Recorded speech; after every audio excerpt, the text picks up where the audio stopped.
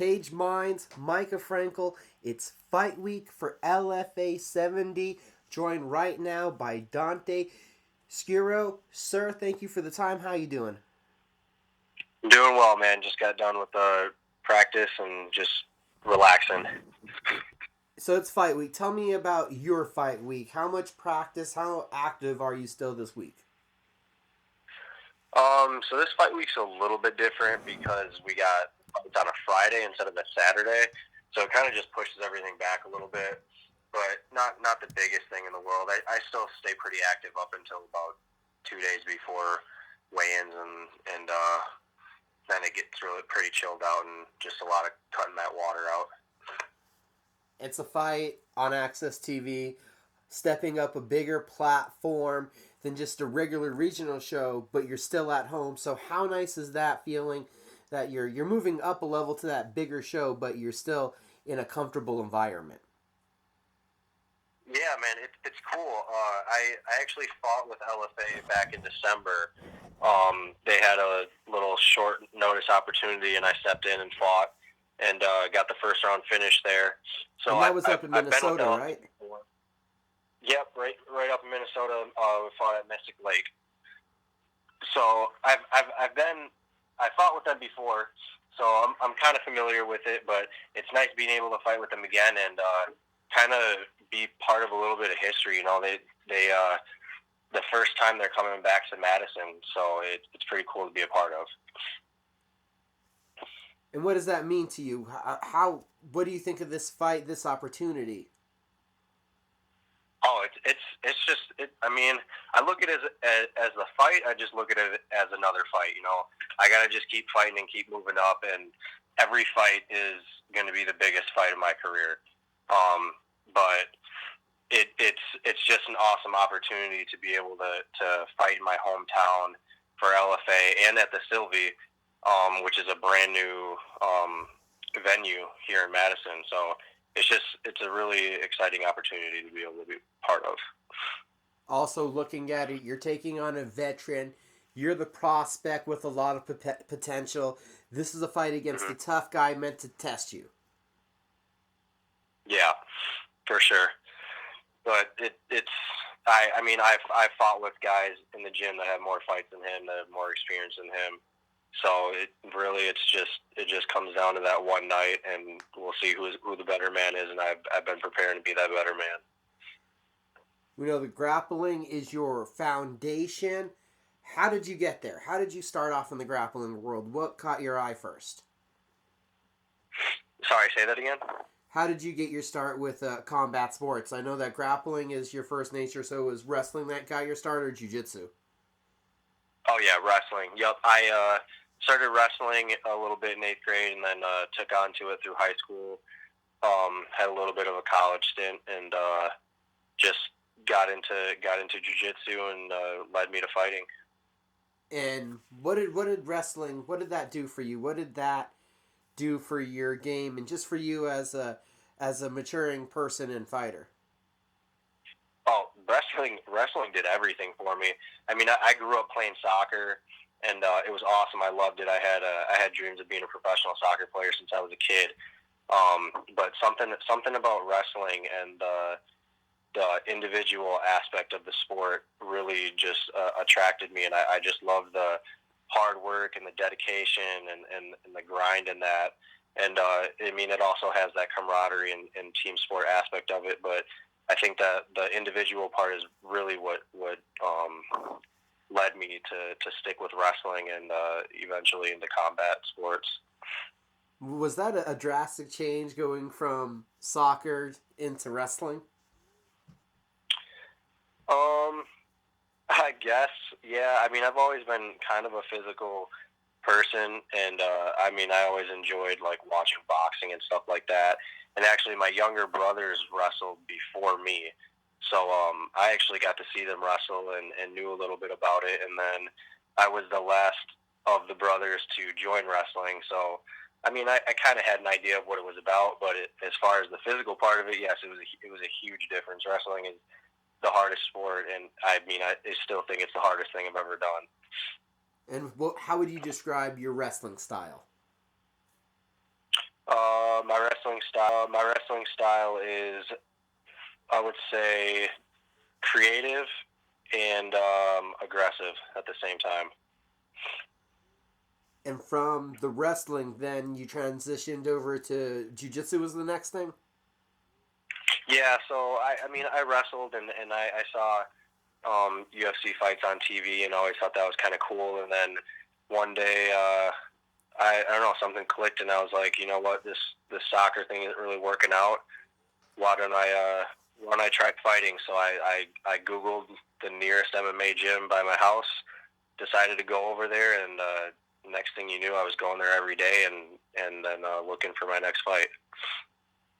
And what has it been about MMA that has you going back every day? Oh, what is it?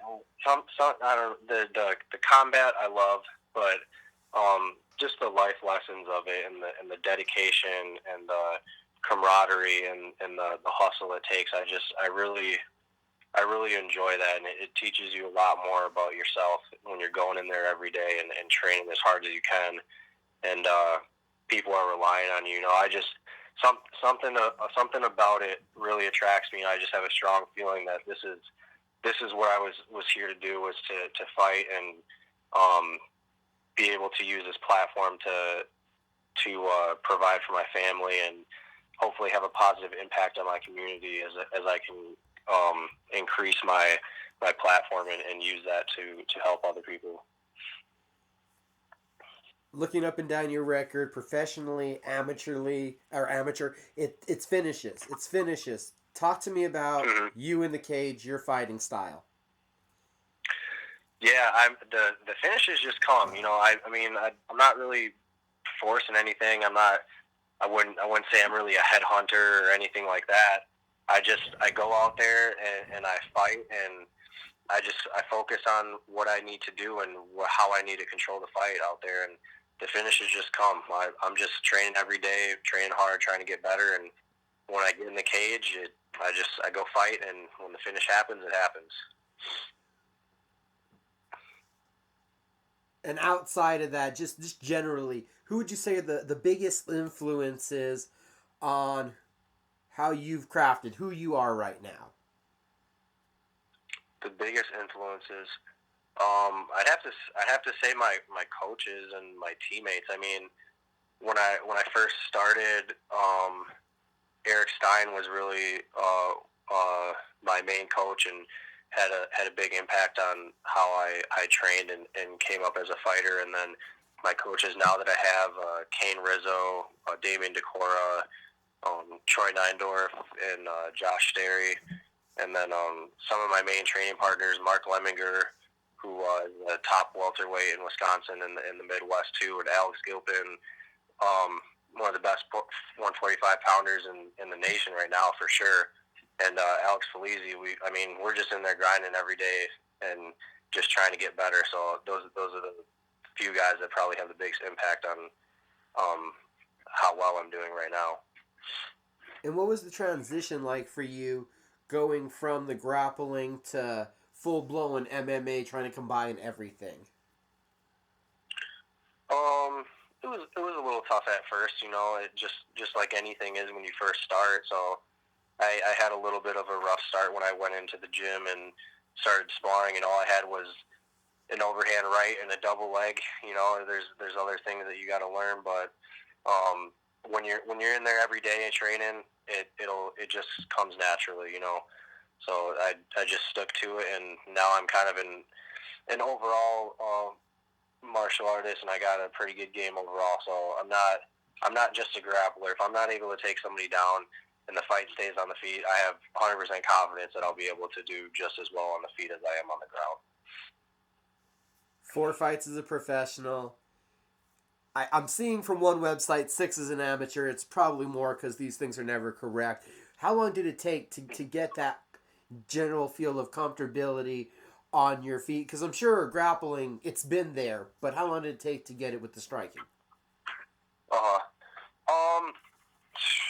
I don't really know, to be honest. I mean, maybe a couple of years. You know, I like I keep saying, I'm in the gym 6 days, 7 days a week. So I mean, the more you're in there and the more you're practicing and getting those reps, the quicker you're going to get comfortable in there. So it wasn't long until I felt comfortable with it, and I mean, I enjoy doing it, because it's also something new. I've been grappling for a long time now, and it's something that I'm good at, and obviously I can always get better at that. But when you got something new to work on, it excites you, and you become more interested in that, and with that comes the comfort. So it didn't take long to really gain that comfort in that area. And approaching a fight, how do you look at approaching a fight? Because each guy, when they know that it's happening, they break everything down, they start camp, they do their own things. How do you approach it when you hear that you have a fight, that you got to sign a contract? The only thing that really changes is maybe I'll up my strength and conditioning just a little bit more, and then I'll watch a couple of videos on who my opponent is, and then go over that with the coaches, and then just keep training, because I don't really have a off season or much time in between camps. So far in my career, I've been just cranking out fights one after another. So it's kind of like I've been in camp for like 3-4 years straight now. So nothing really changes too much in my training, since I'm training all the time. How are you able to do that, to maintain that consistent work ethic? I mean, camps are hard. There's rest is needed, a break. Mm-hmm. So how are you able to stay and grind that much? I don't know, man. I guess I just really I got a goal. I got things I got to work for, and I only have a certain amount of time, and I'm really not willing to waste that time. And I think I guess you could say I pride myself on my work ethic. So there's obviously days where I just don't feel like it. There's always going to be those days, but I do it anyway, and I push through it. And I have an amazing support system that allows me to do that. I also got training partners who are in the gym every day. So it's not like I'm going to the gym alone at certain times. I got people who are also on the same page and got like goals as me. And my wife is amazing, and she helps cook dinners for me and helps me do laundry and all kinds of stuff, and makes my life a little bit easier. To allow me to do that. Otherwise, I mean, it would be a lot harder if I didn't have the support I did. You mentioned the goals that you're focused on. Could you get a little further into those? Yeah, I mean, obviously the short-term goal is like win my next fight, continue to win. But I mean, my ultimate goal is to become world champion, and then after that, you gotta be able to reach your goals and then reset and make bigger goals. So once I become a world champion, hopefully I'm making some decent money and keep that rolling. And I just want to become a world champion in this sport, provide for my family, and have a positive impact on my community. So those are the three things I'm kind of focused on in this career. Coming up on Friday night, I'm gonna so mess up his last name, Cameron, who your opponent is. What do you got to do to be successful? What do you got to do to maintain this undefeated record and get your hand raised once again? I got to go out there, be focused, and just keep doing my thing. What I've been doing is working. Add a little things here and there that could help out, but as far as changing things up or anything specific, I don't got nothing for that. I got to go out there and fight and just be the better man that night. From the offset of just looking at your record, a lot of people could assume that you could be considered a one-dimensional grappler. Do you kind of enjoy when people say something like that because you're then able to surprise them with what you're able to do? I guess I don't really go out there to prove anybody wrong in any aspect. I really focus just on what I got to do. What other people are saying about me, I mean, obviously I'm gonna feel something for a little bit, but I could care less what people got to say about that. I mean, I've knocked people out before too, and I've put people down. So I mean, at the end of the day, it's a fight. You do what you got to do to win. If you can't do it everywhere, then obviously you're gonna lose at some point. But when the time comes and somebody can defend the takedown and out grapple me, then so be it, and we'll be on the feet and we'll be banging it out, and I'm sure I'm gonna win there too. You got the fight coming up, a big opportunity. Do you see the possibility to continue the streak of finishes that you've had? Not saying that you will get one, but do you see the possibility for it? Oh yeah, 100%. I mean that's what I'm working for every day. That's what I see. I envision the finish all the time. I visualize all kinds of different ways of winning the fight. But I'm sure there'll be some day where there's a really tough guy that will be harder to put out, and if not, if I can't put him out, then so be it. I'll get the win. But whatever happens, happens. I just got to control what I can control and fight my best fight, and the outcome will be. You mentioned visualization. How much do you utilize that? All the time. I mean, I'm thinking about fighting every day. All day. You know, there's sometimes where people are having conversations with me, and no offense to whoever it is that I'm talking to, but I'll just be zoning out thinking about fighting and stuff, and which can I guess be a little unhealthy at times, but I'm visualizing all the time when I wake up, before I go to sleep. I'm always thinking about fighting. Did you ever expect that something would captivate your passion and your attention that immensely? Yes. I knew it would be something. Like I said before, when I played soccer, my first dream was to be a professional soccer player, and that I had a strong feeling that was going to happen. And you know, I mean, life is crazy. When you're 5 years old and you're dreaming, and you turn 18 or 16, and your life takes a different direction. Things change. But when I was going through a little bit of a time, and I didn't really know what I wanted to do, but I always had this strong feeling that professional sports is what it was going to be. That's where I was going to make a living. That's how I was going to provide for my family. And here we are 25 years later, and it's not soccer, but it's still professional sport, and I'm fighting, and I'm still doing something I love, and I still have a passion for it. You obviously have the goals that you're focused on, but how much satisfaction is there in achieving that, being a professional athlete, something that you've wanted since that young age, completing a childhood dream? It's awesome. I mean, not many people can say that they're living their dream. You know, some people, for whatever it is, they might be scared to go after it and really make the sacrifices to go after their dream. And I mean, I was at that point at some point too, but you know what? I got off the pot and said, forget it, let's go after it. You know, I only have a certain, especially in fighting, you only got a small window to do this stuff. It's not the healthiest sport, and it can do a lot of damage on your body. So I'm young, I'm healthy, and now's the time. I can always go back to school. I can always get my degree and get a normal job, but that's just not what I want to do at this point in my life. I want to take a little bit of a risk and do something that I truly love. We can see you do it on Access TV this Friday night. Huge night. They're your own backyard. What's the message for the fans? I'm sure there's going to be a lot of them screaming your name Friday night. Oh, yeah. That place is going to be packed out. People are going to be screaming over the cages for not only myself, but all my teammates that are fighting on that card. It's going to be a hell of a show. We got myself, Mark Lemminger, Alex Polizzi, JT Schulte, Devin Seitz, Pete Lowe.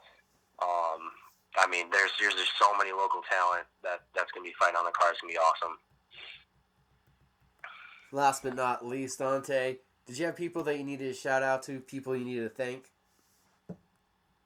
Yeah, let's see. I mean, I got a million people I could thank, but first I want to thank my family and my wife. They support me so much through everything I do with fighting. My friends who come out to all these fights every time. My sponsors, John Green over at Kearns Motor in Johnson Creek, Wisconsin. Jeff Teppel with Alpha Tile and Stone. Todd DeMont over at Thermistore, and Brad Owens at Advanced School Wrestling. All these people have invested in my career and helped me out very much, and I appreciate it very much. Last but not least, could you tell everybody how they can keep up with you on social media? Yeah, on Facebook I got my MMA page, Dante Schiro MMA, and then Twitter and Instagram just at Dante Schiro, DanteSchiro. So yeah, follow me on all the stuff. Get updates on all my fights and see some cool pictures and videos and stuff. Awesome, sir. Thank you for the time. Everybody, again, Friday night, if you're not going to be there in Madison, Wisconsin, watch it on Access TV, LFA 70, a big night of fights. Awesome. Thank you.